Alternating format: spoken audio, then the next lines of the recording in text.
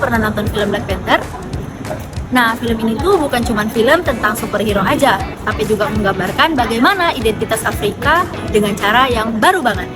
Nah, di video ini kita mau membahas bagaimana film Black Panther membangun kembali identitas Afrika di tengah dominasi budaya Barat melalui teori konstruktivismenya Alexander Wang.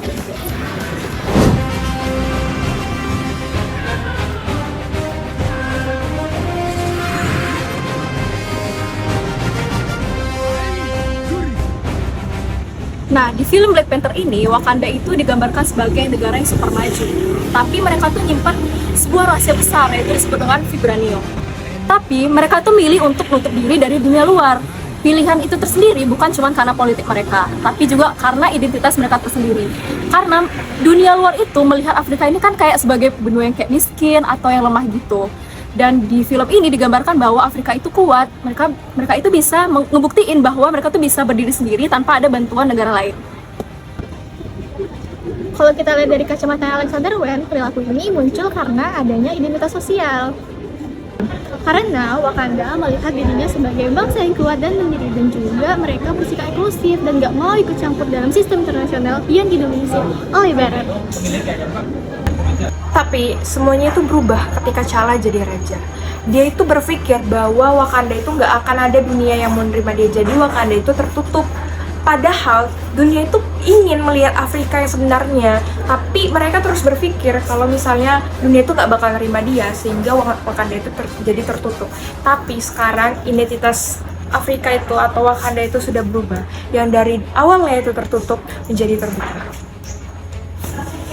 Nah, dari teori konstruktivisme kita tuh bisa tahu kalau identitas itu bukanlah hal yang tetap, tapi dia tuh juga bisa berubah-ubah karena interaksi sosial. Itulah yang dilakukan oleh Black Panther. Dia mulai dari berinteraksi, membangun ulang citra Wakanda. Nah, sehingga yang tadinya dia menjadi penonton, dia sekarang udah jadi pemain aktif di film tersebut. Nah, kalau misalnya dilihat nih dari kacamata hubungan internasional, film Black Panther ini tuh bisa loh jadi alat diplomasi budaya. Nah, film ini tuh nyebarin nilai-nilai budaya Afrika modern dari solidaritas, tradisi, teknologi ke seluruh dunia. Kayak Korea sih, Korea kan nyebarin budayanya dari K-pop. Nah, Afrika sendiri nyebarin budayanya dan membangun soft power-nya dari budaya melalui film Black Panther. Dan satu hal yang gak kalah penting, bahwasannya film ini tuh jadi kayak suatu bentuk adanya perlawanan terhadap kolonialisme. Nah, selama ini kan kita dengar nih bahwasannya Afrika itu digambarkan sebagai korban. Tetapi di film Black Panther ini, Afrika tuh malah jadi seorang pemimpin. Hal inilah yang dikatakan sebagai counter naratif, di mana adanya pandangan berbalik dunia barat terhadap Afrika.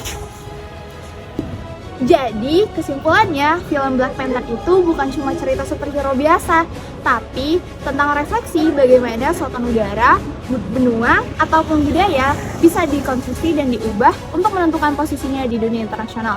Seperti apa kata Alexander Wang, anarchy is what states make of it. So ya, Wakanda memilih menjadikan kekuatannya untuk mengubah posisi di dunia global.